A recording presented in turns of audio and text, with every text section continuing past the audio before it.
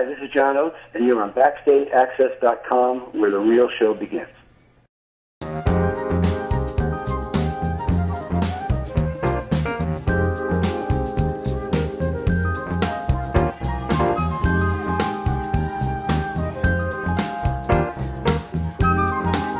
Gus Gressinger here with Backstage Access and Buffalo Nightlife magazine. Today we're here with Rock and Roll Hall of Famer and one half of the biggest selling duo in music history, John Oates of the legendary group Hall & Oates. We'll be talking with John about the upcoming Hall & Oates show at the Fallsview Casino, what's going on with him currently with Hall & Oates, and diving into John's solo career as well. John, welcome today. First I have to ask you, how does it feel to be called Rock and Roll Hall of Famer? Has it gotten old yet?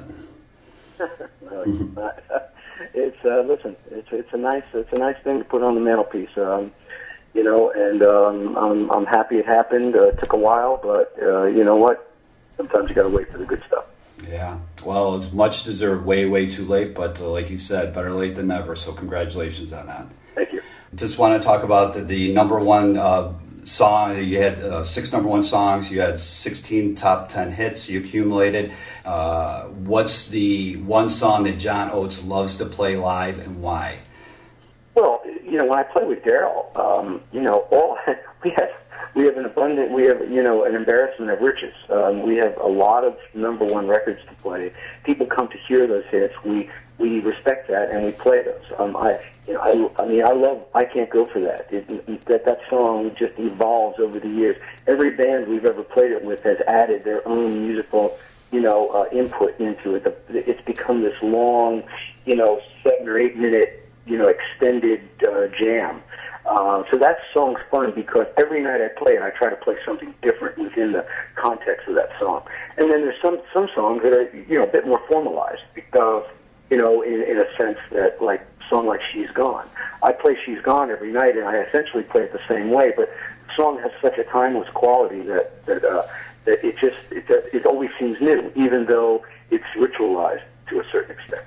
So you know, every song has a different you know, a different quality. If a song doesn't sound good or begins to sound a little stale, we either rearrange it or we drop it, and then we bring it back again later on, or we substitute another song for it. And luckily for us, we don't have any problem with material. And the band sound better live than ever. I saw you guys for the first time in Lewiston, New York, a little over a year ago. Many called that show the best outdoor show of the year in the Western New York area. The band decided to do a DVD live shortly thereafter that, and it was released earlier this year. Tell us about the DVD and why the band chose to do Dublin, Ireland. Well, we've had great bands over the years. This is one of our best lineups ever. There's no doubt about it. The singing is superb. Playing is amazing. Everyone gets along. They're friendly. We just felt we wanted to capture that spirit of this particular live band at this moment. And we had never played together in Ireland, so we decided to video record the performance at the Olympia Theatre in Dublin, which is a legendary theater. And we wanted to capture it. So that's the DVD, and I think we caught a good night. The crowd was crazy. And we were playing well, and there you go. And you guys are playing the Fallsview Casino, Niagara Falls, on July 23rd. It's been a while since you played here.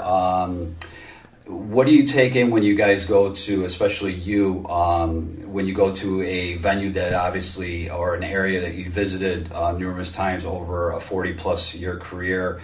Are you still able to get out and enjoy scenery, or are you pretty much locked into your room working constantly? It depends. It depends on our travel schedule. If I arrive on day of show, obviously there's not much time to do anything.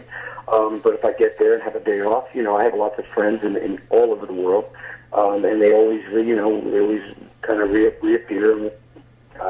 So, you know, it's really more a matter of scheduling than anything else. I want to actually get into the good road to follow your TV show that you're going to be coming out with. I love the concept of it. It's actually focused on roots, Americana, blues, folk, and other styles from countries' riches, musical heritage. Tell us about that, how you came up with the concept, and when are you looking to launch that? Well, here again, that's a pilot that we put together independently, and we're now looking for a network home for it. We have some interest from some of the networks on it. Here again, it's an extension of this Good Road to Follow theme. Is the recording, the DVD, the book, the TV show. They're all an extension of the same theme. Trying to get back to the essential elements that made me who I am as a musician, that interest me. I feel like American roots music has really changed the world. In so many ways. It's been one of our greatest cultural exports, and I believe in it, and I believe in that it's been nothing but positive. And here again, I want to explore that, and I want to make the connection between where the music came from and celebrating the regionality of it, and then at the same time make the connection to the modern world where younger musicians and newer musicians are taking those influences and reinterpreting them and reimagining them in a modern way.